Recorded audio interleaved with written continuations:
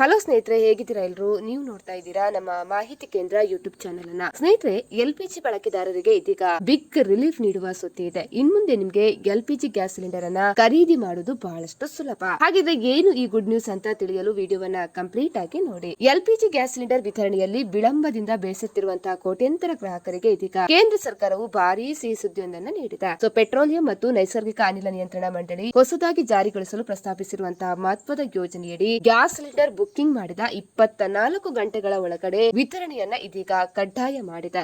ಈ ಹೊಸ ರಾಷ್ಟ್ರೀಯ ಏಕೀಕೃತ ವಿತರಣಾ ವ್ಯವಸ್ಥೆಯು ಇನ್ಮುಂದೆ ಸಿಲಿಂಡರ್ ವಿತರಣೆಯಲ್ಲಿನ ವಿಳಂಬ ಸಮಸ್ಯೆಯನ್ನು ಸಂಪೂರ್ಣವಾಗಿ ನಿವಾರಣೆ ಮಾಡಲಿದೆ. ಈವರೆಗೆ LPG ಗ್ರಾಹಕರು ಸಿಲಿಂಡರ್ ಬುಕ್ ಮಾಡಿದ ನಂತರ ಸಿಲಿಂಡರ್ ಮನೆಯನ್ನ ತಲುಪಲು 2 ರಿಂದ 3 ದಿನಗಳು ಅಥವಾ ಅದಕ್ಕಿಂತ ಹೆಚ್ಚಿನ ಸಮಯ ಕಾಯಬೇಕಿತ್ತು. ವಿತರಕರು ಸಿಲಿಂಡರ್ ಲಭ್ಯತೆ ಇಲ್ಲದ ಕಾರಣ ವಿಳಂಬ ಮಾಡ್ತಾ ಇದ್ರು. ಇದೀಗ ಈ ವ್ಯವಸ್ಥೆಯು ಕೊನೆಗೊಳ್ಳಲಿದೆ.